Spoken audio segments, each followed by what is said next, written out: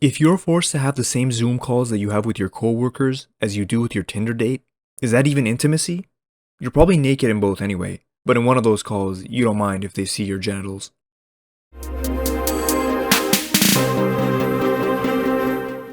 As this health crisis begins to pan out globally, we will see the emergence of our human instincts. Your first thoughts are about your job, your ability to pay your bills, get food, have shelter, your health and safety. These are mechanisms of survival. We as humans don't really have predators hunting us anymore, so the closest experience we have to that moment of panic that a gazelle has when it hears the lion in the distance is when a virus takes host in our cells and we infect each other. Our form of a fight or flight reaction today is social distancing or self-quarantining so that we avoid each other, because the virus is hiding in some of us and trying to spread. As this situation goes on for months or maybe longer, as experts have projected, there's another biological instinct that will be quite active in influencing our thoughts and behavior, and that's our instinct to reproduce. This obviously stems from being programmed to try and pass our genes on to the next generation. However, in everyday terms, this manifests itself as our desire for intimacy, companionship, romance, love. For those who do not live with a mate or a partner, how will this urge be satisfied, as billions of people are forced to stay at home? We can look to social media and dating apps, as they were already popular before this situation.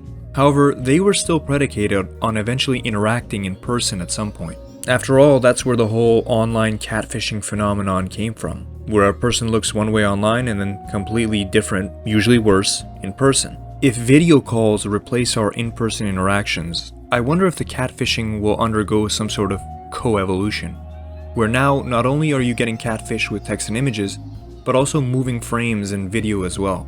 Homes becoming makeshift film studios essentially, with lighting, makeup, maybe even CGI.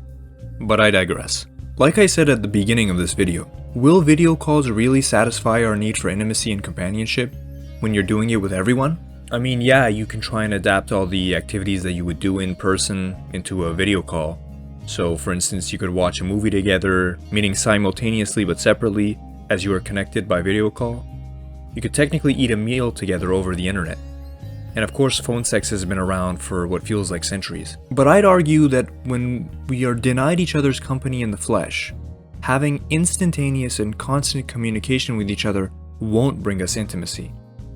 When both of your situations are so static, confined to your homes, with almost everything around you shut down, constantly video calling each other is more like routinely monitoring each other rather than caring and enjoying each other's company.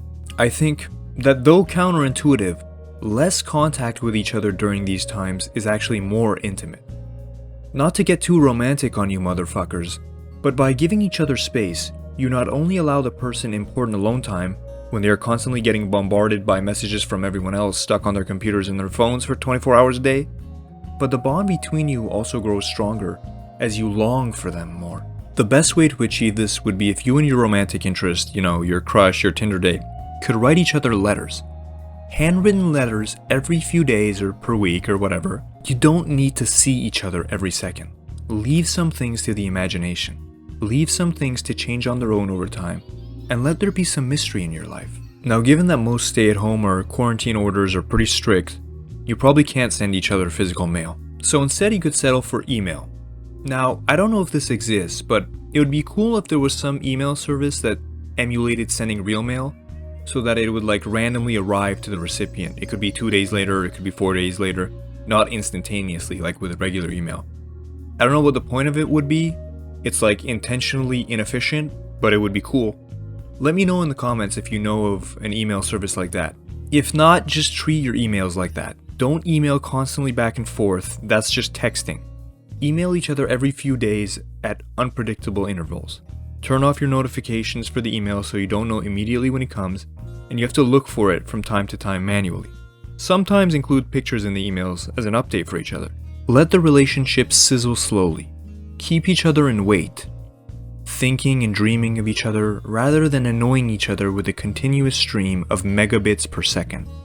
That's how to love in these times. Thanks for watching everyone, and if you enjoyed the video make sure to give it a like and subscribe to my channel for more.